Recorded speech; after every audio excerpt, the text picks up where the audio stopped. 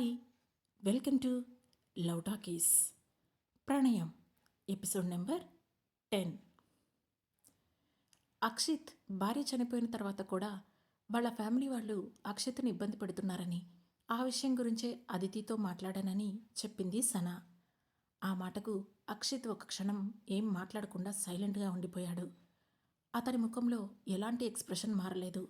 దాంతో అతను మనసులో ఏమనుకుంటున్నాడో సనాకు అర్థం కాకపోవడంతో కొంచెం గందరగోళంలో పడింది.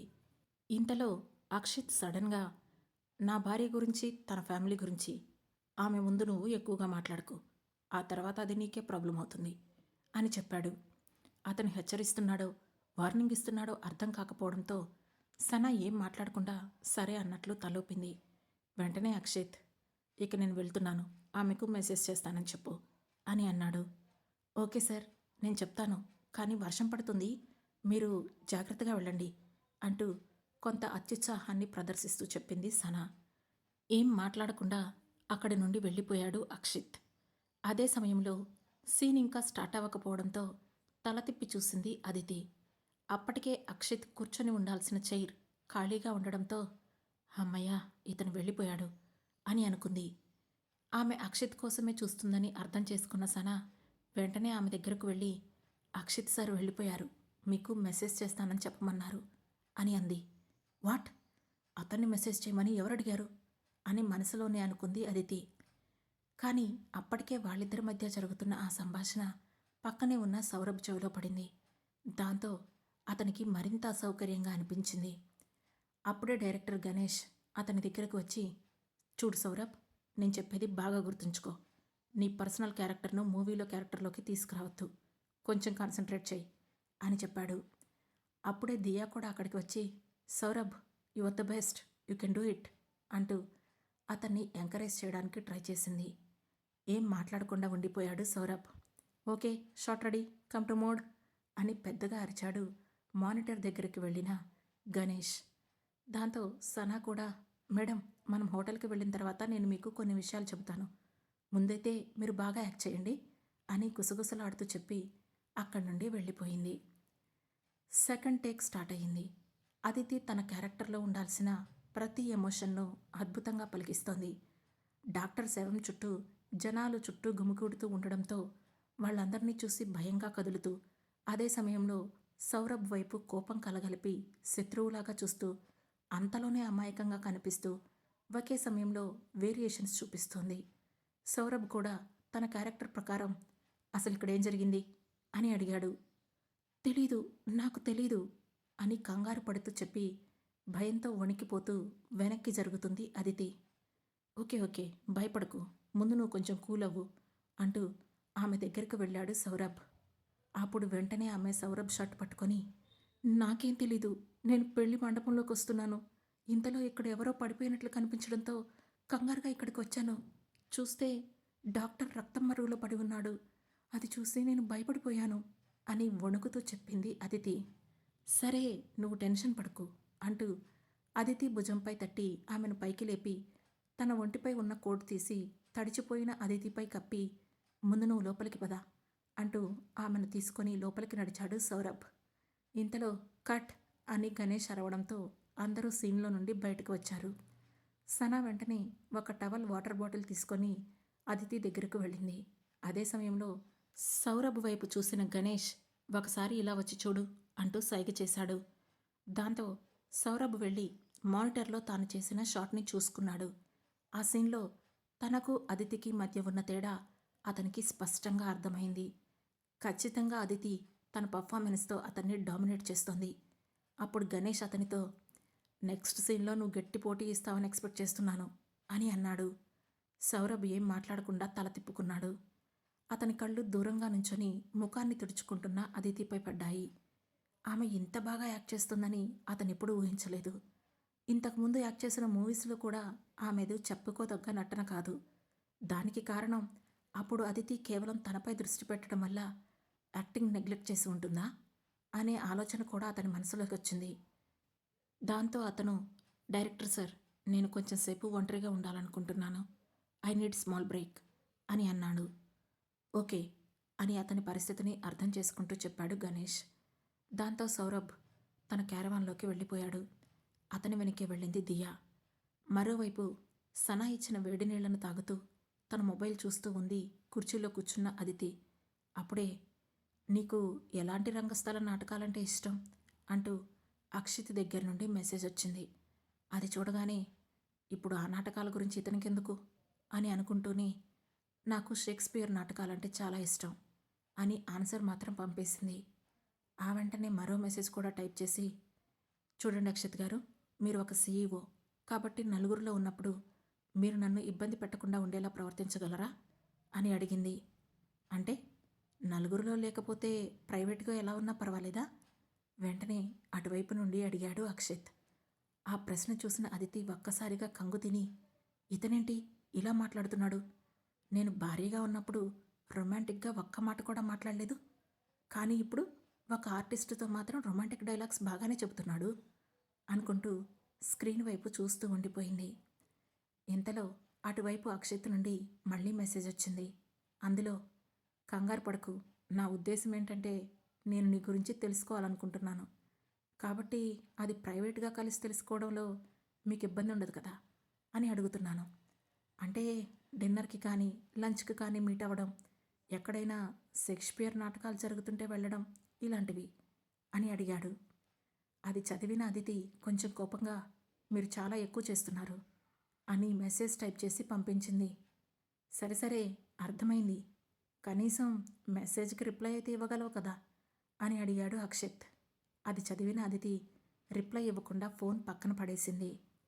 మరోవైపు క్యారవాన్లో సౌరభ్ పక్కనే కూర్చొని ఉన్న దియా, నువ్వెందుకు డిప్రెస్ అవుతున్నావు? అది నీకన్నా పెద్ద యాక్టర్ ఏం కాదు అని అంది. అది నాకు కూడా తెలుసు, కానీ ఇంత సడన్గా దానిలో ఈ మార్పు ఎలా వచ్చిందో నాకు అర్థం కావడం లేదు. ఇంతకుముందు దాని యాక్టింగ్ ఈ లెవెల్లో ఉండేది కాదు అని చిరాగ్గా అన్నాడు సౌరభ్. డ్రగ్స్ తీసుకుంటే మనిషి ఉన్నదానికన్నా యాక్టివ్గా మారిపోతాడని నీకు తెలుసు కదా అని అంది దియా. ఆ మాటకు టక్కున తల తిప్పి చూసిన సౌరభ్, అంటే నువ్వు చెప్పేది అది యాక్టింగ్ చేయడం కోసం డ్రగ్స్ తీసుకుంటుందని అంటున్నావా అని అడిగాడు. అందులో డౌట్ ఏముంది? ఆల్రెడీ నేను నీకు నిన్న పిక్ చూపించాను కదా, అది డ్రగ్స్ తీసుకుంటున్నట్లు అందులో క్లియర్గా తెలిసిపోతుందిగా అని అంది దియా. నిజానికి కొన్ని రోజుల క్రితం దియా సౌరభ్కి చూపించిన ఫోటోలో అదితి వైట్ పౌడర్ తీసుకుంటున్నట్లు క్లియర్గా కనిపిస్తుంది. అది వాళ్ళు డ్రగ్ అని అనుకొని ఆ విషయాన్ని సరైన సమయం చూసి బయటపట్టాలని ప్లాన్ చేసుకున్నారు.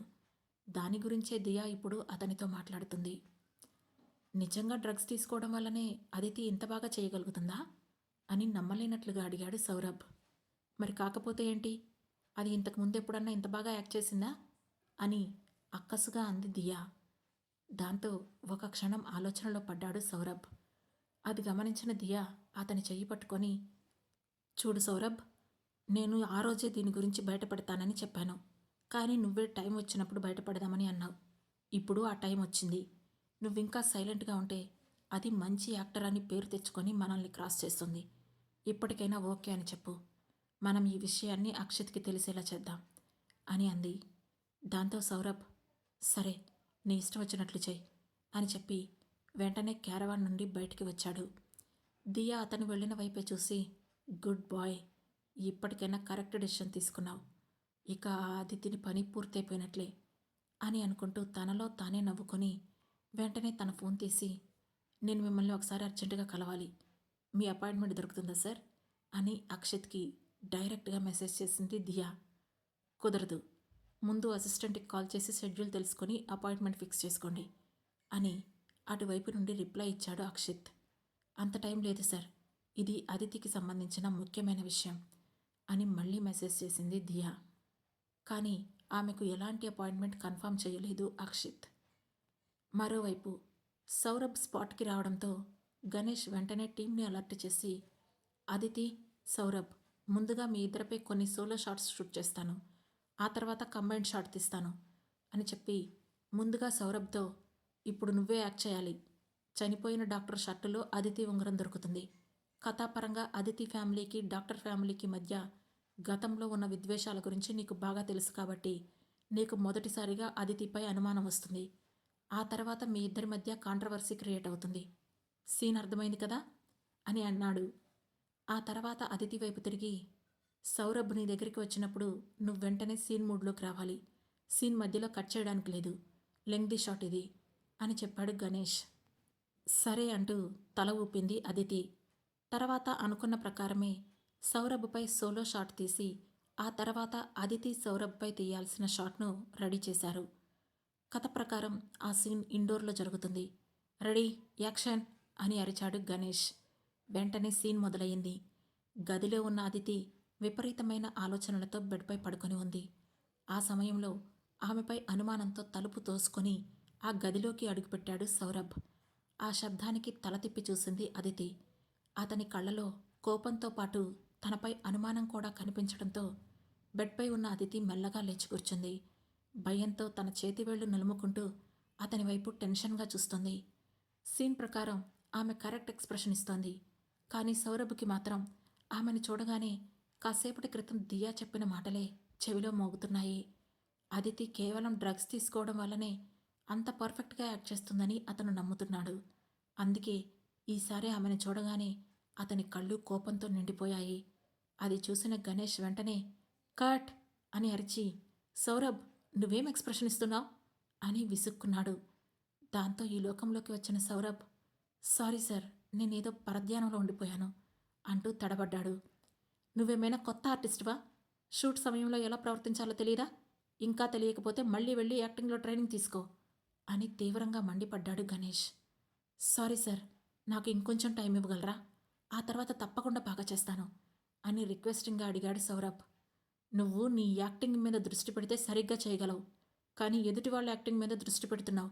నీకు ఎంత టైం ఇచ్చినా ఉపయోగం ఉండదు అని డైరెక్ట్గానే అనేశాడు గణేష్. లేదు సార్, నాకు ఒక్క 2 అవర్స్ టైం ఇవ్వండి, మధ్యాహ్నం ఖచ్చితంగా బాగా చేస్తాను అని అడిగి అదితి వైపు తల తిప్పి ఇదంతా నీ వల్లే జరుగుతుంది అన్నట్లు తినేసేలా చూశాడు. ఆ చూపులో మీనింగ్ అదితికి అర్థం కావడంతో వెటకారంగా నవ్వుతూ, ఆ అదితి నీలాంటి వాడికి చాలా ఎక్కువ ప్రేమ చూపించింది. కానీ నేను మేనకగా ఉన్నప్పుడు ఒక్కసారి నువ్వు నాకు తగిలుంటే నీ స్థానం ఏంటో చూపించేదాన్ని. అయినా ఇప్పుడు కూడా సమయం మించిపోలేదు. ఖచ్చితంగా నీకు గుణపాఠం నేర్పుతాను అని మనసులోనే అనుకుంటూ అతని వైపు చులకనగా చూసింది. ఆమె చూపు అతన్ని మరింత రెచ్చగొట్టడంతో సౌరభ్ కోపంగా అక్కడి నుంచి వెళ్ళిపోయాడు. అప్పటిదాకా వాళ్ళిద్దరి వైపు మౌనంగా చూస్తూ నుంచున్న డైరెక్టర్ గణేష్ అదితి వైపు తిరిగి, నువ్వు మళ్ళీ అతన్ని రెచ్చగొడుతున్నావా అని అడిగాడు. నేనేం చేశాను డైరెక్టర్ గారు? మీ ముందే ఉన్నాను కదా, నేను ఒక్క మాటైనా మాట్లాడానా అని అమాయకంగా అడిగింది అదితి. సరే సరే, నీకు ఈ మధ్యాహ్నం షూట్ ఏమీ ఉండదు, ఇక నువ్వు వెళ్ళి రెస్ట్ తీసుకో అని చెప్పాడు గణేష్. కానీ అదితి వెంటనే అతనితో, డైరెక్టర్ గారు, మీకు అభ్యంతరం లేకపోతే నా సోలో షాట్స్ నాకు కంప్లీట్ చేసుకోవచ్చు. అలాగే మిగతా వాళ్ళతో నాకు షాట్స్ ఉన్నాయి కదా, మీరు ఆ సీన్స్ కూడా కంప్లీట్ చేస్తే మనకు టైం కలిసి వస్తుంది. ఇప్పటికే చాలా టైం వేస్ట్ అయింది అని అంది. ఆ మాటకు ఒక క్షణం ఆలోచించిన గణేష్, నిజమే, ఇప్పటికే చాలా టైం వేస్ట్ అయింది, సరే వెంటనే సెట్ మారుస్తాను అని చెప్పి తన టీంకి ఇన్స్ట్రక్షన్స్ ఇవ్వడానికి వెళ్ళిపోయాడు. నిజం చెప్పాలంటే అదితి డెడికేషన్కి లోపలే ముగ్ధుడయ్యాడు గణేష్. అప్పుడు సనా ఫ్రూట్ జ్యూస్ తీసుకొని వెళ్ళి అదితికి ఇస్తూ, ఈ సౌరభ్ ఇలా ఎందుకు చేస్తున్నాడు మేడం? అతని ప్రాబ్లం ఏంటో అర్థం కావడం లేదు. ఇలాగే జరుగుతూ ఉంటే షూట్ రోజు రోజుకి ఆలస్యం అయిపోతుంది అని అంది. అతని మనసులో ఉన్న భయమే అతన్ని అలా చేస్తుంది అని నవ్వుతూ చెప్పింది అదితి. కానీ అతను మాత్రం అలా అనుకోవడం లేదనిపిస్తుంది. ఖచ్చితంగా తన పర్ఫార్మెన్స్ మొత్తం మీ వల్లే దెబ్బతింటుంది అన్నట్లుగా చూస్తున్నాడు అని అంటూనే టవల్ తీసి అదితి భుజం మీదుగా కప్పింది సనా. అది అతని కర్మ, సింపుల్గా తేల్చేసింది అదితి.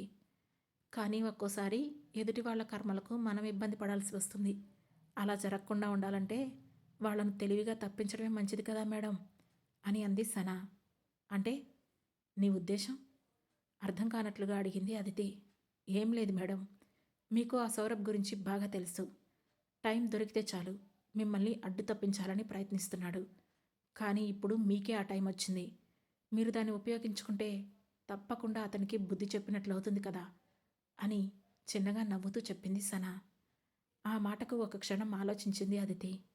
కాసేపటికి ఆమె ఏం మాట్లాడుతుందో అర్థం చేసుకొని చిన్నగా నవ్వి, సరే ఆ ఫోన్ ఇలా ఇవ్వు అని అంది. మీరు చాలా తెలివైన వాళ్ళు మేడం, ఇట్టే పట్టేస్తారు అంటూ ఆమె చేతిలో ఉన్న ఫోన్ ఇచ్చింది సనా. అదితి వెంటనే, హలో అక్షిత్ సార్, మీరు ఈ మూవీ కోసం చాలా డబ్బు ఖర్చు చేస్తున్నారు. కానీ కొంతమంది వల్ల షెడ్యూల్ పదే పదే లేట్ అవుతుంది. ఒకసారి దాని గురించి ఆలోచిస్తే మంచిది అని ఇండైరెక్ట్గా విషయాన్ని చేరవేస్తూ అతనికి మెసేజ్ చేసింది. మరుక్షణంలోనే అది చూసిన అక్షిత్ ఆమె ఎవరి గురించి చెబుతుందో అర్థం చేసుకొని, అవునా, అయితే నా ప్లేస్లో నువ్వుంటే ఏం చేసేదానివి అని ప్రశ్నించాడు. అదే నేనైతే అతన్ని ఇండస్ట్రీ నుంచి లేపేసేదాన్ని అని మనసులోనే కసిగా అనుకున్న అదితి పైకి మాత్రం, ఏమో నాకు తెలీదు, నేను కేవలం మీరు నష్టపోకూడదనే ఉద్దేశంతో ఈ మాట చెప్పాను అని రిప్లై ఇచ్చింది. ఆ సమాధానం చూసి చిన్నగా నవ్వుకున్న అక్షిత్, నా మీద కన్సర్న్తో నన్ను వార్న్ చేసినందుకు థ్యాంక్ యూ సో మచ్ అని రిప్లై ఇచ్చాడు. అది చూసిన అదితికి ఏం అర్థం కాలేదు. అంటే అతను నా మెసేజ్కి రియాక్ట్ అవుతాడా లేక చూసి వదిలేస్తాడా అని అయోమయంగా అనుకొని, నాకు షూట్కి టైం అవుతుంది, వెళ్తున్నాను అని మెసేజ్ చేసి ఫోన్ను సనా చేతికి ఇచ్చింది. ఆ మెసేజ్ చూసి అక్షిత్ నవ్వి తన ఫోన్ పక్కన పెట్టి వెంటనే మురారిని పిలిపించి అతనితో ఏదో మాట్లాడాడు.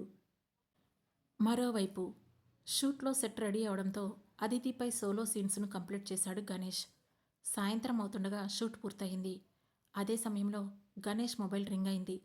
అటువైపు నుండి ఎవరో అతనితో మాట్లాడారు. ఓకే, అలాగే చేస్తాను అని చెప్పి ఫోన్ పెట్టేసిన గణేష్ డైరెక్ట్గా సౌరభ్ క్యారవాన్లోకి వెళ్ళాడు. అతను వెళ్ళేసరికి దియాతో క్లోజ్గా కూర్చొని కనిపించాడు సౌరభ్. సడన్గా లోపలికి వచ్చిన గణేష్ని చూసి, సార్ మీరా అని కంగారు పడుతూ పైకి లేస్తూ, రండి అంటూ పిలిచాడు.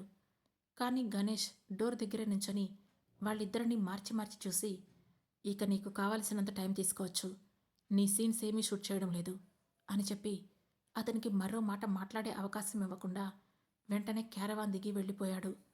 అతనేం చెబుతున్నాడో సౌరభ్ దియా ఇద్దరికీ ఒక్క క్షణం అర్థం కాలేదు. అందుకే డైరెక్టర్ సార్ అని పిలుస్తూ అతని వెనుకే వెళ్ళాడు సౌరభ్. కానీ గణేష్ అతని మాట వినిపించుకోకుండా వెళ్ళిపోవడంతో సౌరభ్ మనసులో ఏదో అలజడి మొదలయ్యింది.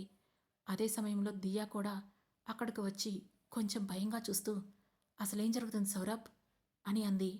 అదే నాకు అర్థం కావడం లేదు, ముందు నేను ఏజెన్సీకి కాల్ చేస్తాను అంటూ హడావిడిగా తనను ఆ మూవీకి రికమెండ్ చేసిన ఏజెన్సీకి కాల్ చేశాడు సౌరభ్.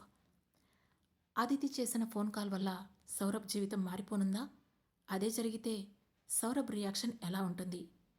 ఈ ప్రశ్నలకు సమాధానాలు తెలుసుకోవాలంటే వెంటనే మా లవ్ టాకీస్ ఛానల్ను సబ్స్క్రైబ్ చేసుకొని ప్రణయం సిరీస్లోని నెక్స్ట్ ఎపిసోడ్ను వినండి. మా ఈ కథలు మీకు నచ్చినట్లయితే లైక్ చేసి, షేర్ చేసి, కామెంట్ చేసి, హై పాయింట్స్ కూడా ఇచ్చి మమ్మల్ని సపోర్ట్ చేయండి. Thank you.